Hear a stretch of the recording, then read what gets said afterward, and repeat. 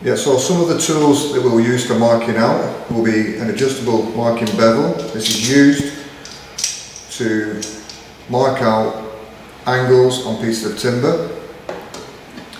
This is a marking gauge, again used to accurately mark timber out when marking out for simple projects. A tri-square, an adjustable square, and then a steel ruler with millimetres on one side and inches on the other side. Some other basic hand tools are the panel saw, which is used for cross-cutting straight timber, the coping saw, which is used for scribing and shaping timber, the tenon saw for smaller pieces of timber which cut more accurately,